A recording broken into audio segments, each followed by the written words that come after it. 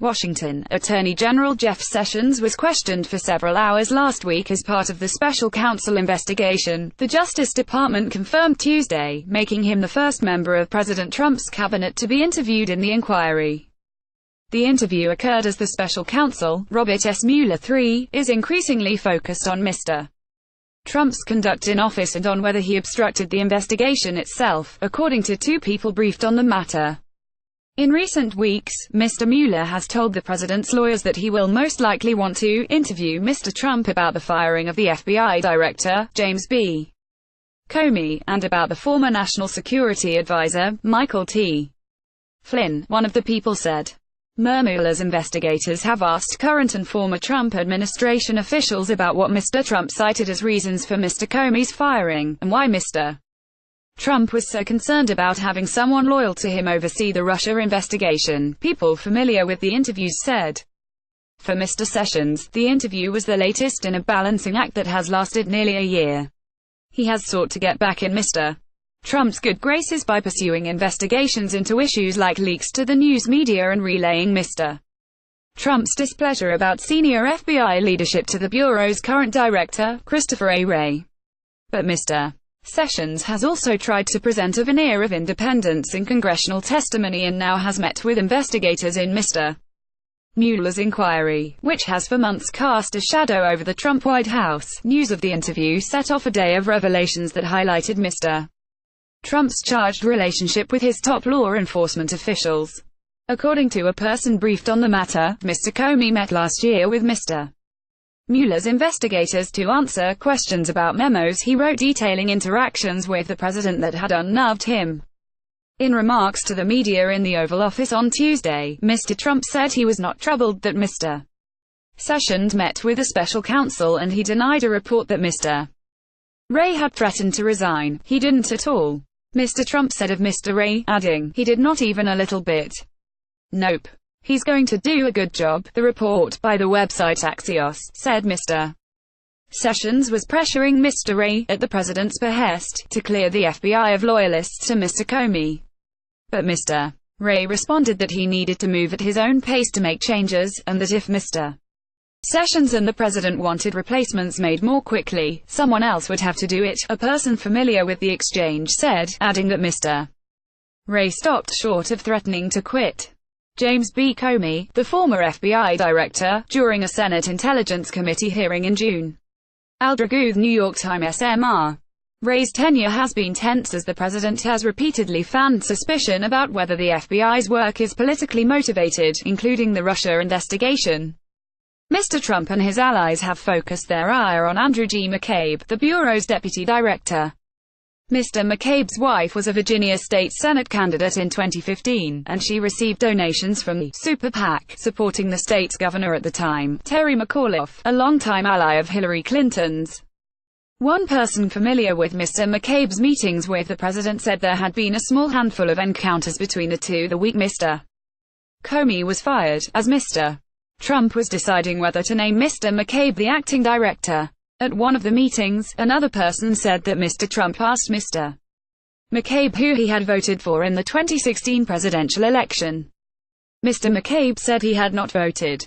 The meeting was first reported by the Washington Post. At their final meeting, Mr. Trump offered him the job and told him he planned to give him the role of acting director, and that the president planned to make a rally troops appearance at the FBI headquarters that week. Mr. McCabe responded that it would be a risky move for the president to show up at the building after firing a well-respected director, so Mr. Trump scuttled the trip, citing scheduling conflicts. Though Mr. Wray has resisted the pressure to change Mr. McCabe's role, he has begun to alter the FBI's leadership. He removed James Baker, the general counsel for the Bureau under Mr. Comey, and replaced him with Dana Boente, the United States Attorney for the Eastern District of Virginia and the acting head of the Justice Department's National Security Division, according to a person familiar with the move. Mr. Wray also said in a statement on Tuesday that he has replaced his departing Chief of Staff James Rybitsky, who served under Mr. Comey, with Zachary Harmon, who Mr. Wray worked with in private practice and who previously served at the Justice Department. During the daily White House news briefing, the press secretary, Sarah Huckabee Sanders, insisted that the president has 100% confidence in Mr. Wray and that it was up to Mr. Wray to decide how to handle the Bureau's leadership. A Justice Department spokeswoman, Sarah Flores, confirmed that the interview with Mr. Sessions occurred. He was accompanied to the interview by the longtime Washington lawyer Chuck Cooper. For Mr. Mueller, Mr. Sessions is a key witness to two of the major issues he is investigating: the Trump campaign's possible ties to the Russians and whether Mr. Trump tried to obstruct the Russia investigation. Mr. Mueller can question Mr. Sessions about his role as the head of the campaign's foreign policy team. Mr. Sessions was involved in developing Mr. Trump's position toward Russia, and he met with Russian officials, including the ambassador. Along with Mr. Trump, Mr. Sessions led a March 2016 meeting where one of the campaign's foreign policy advisors, George Papadopoulos, pitched the idea of a personal meeting between Mr. Trump and President Vladimir V. Putin of Russia. Mr. Papadopoulos pleaded guilty in October to lying to federal authorities about the nature of his contacts with Russians and agreed to cooperate with the special counsel's inquiry. When Mr. Trump learned in March that Mr. Sessions, by then the Attorney General, was considering whether to recuse himself from overseeing the Russia investigation, the president had the White House's top lawyer, Donald F. McGahn, to lobby Mr. Sessions to remain in charge of the inquiry. Mr. Sessions instead followed the guidance of career prosecutors at the Justice Department, who advised him that he should stay out of the investigation. When Mr. Trump was informed, the president erupted in anger, saying he needed an attorney general to protect him. The special counsel's investigators have also asked witnesses about the president's desires to fire Mr. Sessions, whom Mr. Trump has criticized publicly and privately for recusing himself from the inquiry, though he has left Mr. Sessions in charge of the Justice Department. Mr. Trump believes Mr. Mueller would never have been appointed if Mr. Sessions had not stepped aside. After Mr. Mueller was appointed in May, Mr. Trump again grew angry at Mr. Sessions, who offered to resign. Days later, Mr. Trump rejected that offer. The questions that Mr. Mueller's investigators have asked in relation to Mr.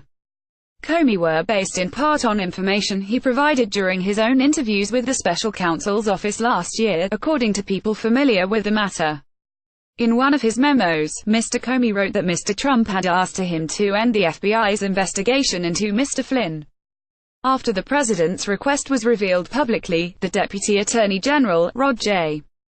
Rosenstein, appointed Mr. Mueller as the special counsel to lead the Russia investigation and examine whether the president obstructed justice.